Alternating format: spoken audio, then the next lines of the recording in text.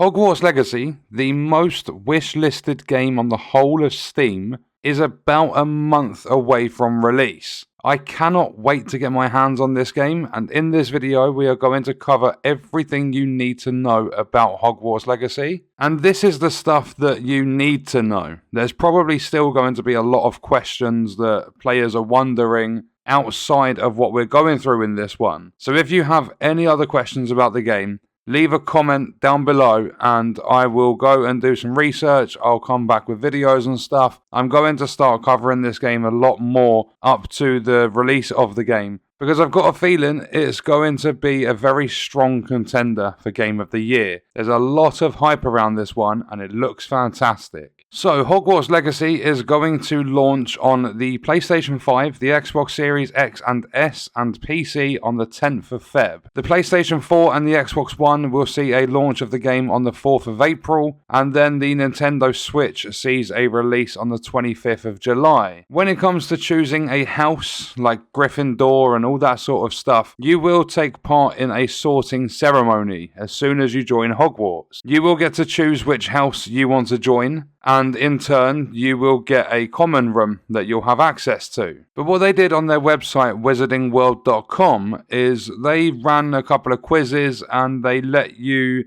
basically do a personality test, which would decide which house you were in. If you have taken part in that, all you need to do to select that as your house to use in-game is link your account with the Wizarding World website, and link that to the WB Games account, and then link your Hogwarts house to the game. But not only was it your house that you could decide based on a quiz they ran on their website, they also did a wand ceremony so that you can choose how your wand is designed, and you can do exactly the same thing and bring your own wand into the game. Then if you link your Harry Potter fan club account with your WB Games account, you will get extra goodies, including a House Fanatic school robe, alongside a beaked skull mask that you can wear within the game, and they are absolutely free. Then when it comes to other rewards, if you pre-order the deluxe edition of the game, you are going to get 72-hour early access to the game, so you get to play it 3 days early. So instead of having to wait until the 10th of Feb, you only have to wait until the 7th. With this, you will also receive access to a Dark Arts pack, which features is it a Thestral mount or a Thestral mount, which you can see at the end of one of the trailers, and you'll also get a Dark Arts themed battle arena and cosmetics set. If you are getting the digital deluxe edition, you can also snap up a Dark Arts Garrison hat for your character as well. So they're giving lots of cosmetic stuff away with the pre-order of the game and by having a fan account and all that sort of stuff. So there's a lot of goodies that are coming into the game free of charge. But not only that, if you pre-order any edition of the game whatsoever, you are going to be rewarded with a special Onyx Hippogriff mount to fly around in style. And then for those of you unaware of what Hogwarts Legacy is, what type of game it is, it's an immersive open-world action RPG. It invites you to be at the center of your own Wizarding World story. You are going to be able to attend Hogwarts classes, you're going to be able to duel, you can create things, you can level up, you can nurture magical creatures, you can fly, make friends, make important decisions, and you can gradually unfurl ancient secrets about the Wizarding World. Then the main plot of the game is to basically create your own legacy. Your legacy is what you make it. But there are going to be many fascinating storylines running through the game for you to discover. And this game doesn't throw you in right at the beginning of Hogwarts. It's going to start you off as a 5th year student. But you're not just any student in this game. You might be the student that holds the secret to an ancient secret that threatens the Wizarding World. There's also been a few subplots that have been mentioned in the game, such as reference to the Goblin Rebellions and a number of characters with their own secrets. And then if you're wondering why you're starting as a 5th year student, in the most recent gameplay footage released last month, it was revealed that the character will receive a field guide from the Ministry of Magic, which is going to help us catch up on our study. And then we've also heard from previous trailers for the game, there's an ancient knowledge long gone from this world, and we might possess a strange and mysterious talent that could unlock a dormant power. So they're setting the game out as though our character is holding this big dark secret that could destroy everything involved with the Wizarding World. So it gives your character a huge amount of importance. And the game is set in the late 1800s, long before Harry Potter's time. That was roughly in the 1990s. But the Hogwarts School of Witchcraft and Wizardry is an age-old castle that looks after its history, and many rooms and corridors of the school remind us of how we've seen Hogwarts portrayed in the Harry Potter and the Fantastic Beasts films. Certain portraits, ghosts, and rooms have been at Hogwarts a long time. And then when it comes to flying, they mentioned the Hippogriff Mount. It's not just the Hippogriff that gives you the flying ability, you can also fly around on a broom. You can actually traverse outside of the Hogwarts grounds, and you can go deep into the gorgeous Scottish Highlands, where there is much more to explore. And then one that I covered in a video quite a while back.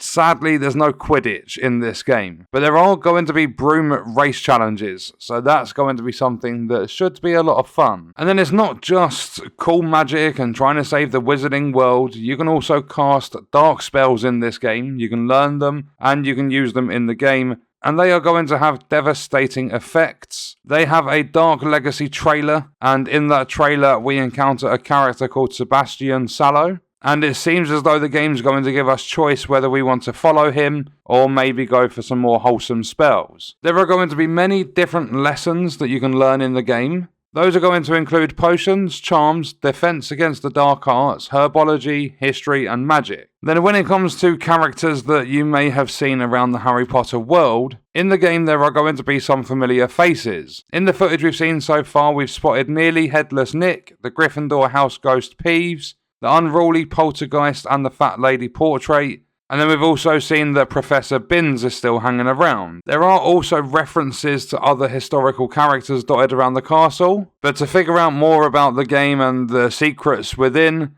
we are going to have to wait until the release. Then when it comes to characters that are in the game, like new characters within the Harry Potter world, or at least in the Hogwarts Legacy world, there's going to be a load of different characters that you can meet. And in the footage that we've seen so far, we've seen a goblin, a house elf, a teacher.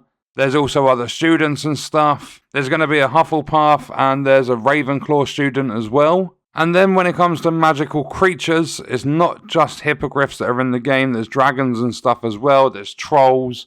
There's a lot of nice and a lot of nasty. And in the December showcase for the game, we got to have a look at our very own private space where we can look after magical creatures and nurture them. And then a few different areas that are available to explore in Hogwarts Legacy. You've obviously got Hogwarts School, you've got battle arenas, you've got the Forbidden Forest, and then you've even got Hogsmeade Village. But then you've got the common room and everything like that as well. Then when it comes to character customization, they go quite deep with the customization in this game. You can even change the freckles on your face. You can have different tones of voice, you can change your skin, your hair colors. There's also going to be a variety of outfits and accessories and stuff as well. And some of that stuff isn't available at the start of the game. You will acquire it along your journey. So that was everything you need to know about Hogwarts Legacy. And that was an article that was posted on the Wizarding World website. So what I'll do is leave a link to it in the description if you want to read it word for word, because I basically just went through each of the different questions and stuff and took parts out of them to give you guys the info and let you know